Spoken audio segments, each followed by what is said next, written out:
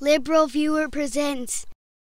So I went and saw Waiting for Superman, this great new documentary about problems in American public schools, so I know the film blames those problems on a variety of sources, including centralized bureaucracies, an antiquated tracking system, and yes, some inflexibilities created by teachers' unions, but when the director of the movie appeared on Fox and Friends last week, you'd never know from the way Fox News promoted the interview that the movie addressed more than just one problem with public schools, as you can see in this clip. It's the movie behind a movement. Waiting for Superman bashes teachers' unions for bankrupting our nation's schools.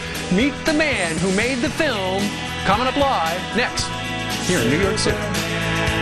Now that's not an accurate description of the documentary I saw, but you don't have to take my word for it, because when Fox and Friends anchor Gretchen Carlson came back after the commercial and tried to get the film's director to bash the teachers' unions, Guggenheim directly contradicted Fox News' characterization of his movie, as you can see here. Well, I think unions are one piece. I'm tough on all the adults, and I don't agree with the word bashing unions. I'm a member of a great union. I actually believe in unions. The point is that the system kind of works for the adults. You know, it works for me because I can afford private school. It works for the political parties. The Democrats take a lot of money on the federal level.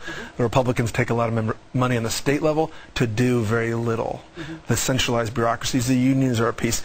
The point is I'm putting pressure on all the adults. And that's fair to put pressure on all the adults, but Fox News anchor Gretchen Carlson just couldn't accept it, repeatedly trying to blame teachers' unions and even going so far as to accuse Guggenheim of being a liberal, as you can see here. You're a liberal? Yes, I am. Okay.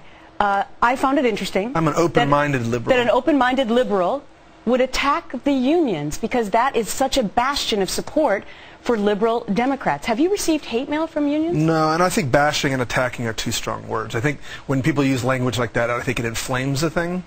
And I think what the idea of the movie is it's getting people to come together at the table. So I've had Randy Weingart, the head of the AFT, Michelle Rhee, superintendent at DC schools, come together around the movie. But of course, bringing people together to help kids may be what the movie is about, but it's certainly not what Fox News is about, because despite getting those corrections from the director of the movie himself in that interview last week, when the subject of Waiting for Superman came up again on Fox and Friends this week, here's the fair and balanced description we got from those purporting to give us our news. We want to bring these people the news. And here are your headlines, as a matter of fact. It's October 11th, by the way, Monday, in case you didn't know. President Obama is heading back on the road this week. He's trying to win over Democratic voters ahead of the midterm elections. Today in Washington, he's going to be pushing for more money for our roads and our rails. Then he's going to be flying down to Miami to meet with students from Waiting for Superman. That's that documentary that blames teachers' unions for America's failing education system. Now for Fox and Friends to give that description of Waiting for Superman as part of their supposed news headlines, even after being corrected by the director of the movie himself 3 days before, shows a clear partisan agenda, making this video the 137th entry on my Fox News bias playlist, I think, but I want to know what you think. Do the descriptions of the movie Waiting for Superman from Fox and Friends I showed in this video qualify as dishonest spin?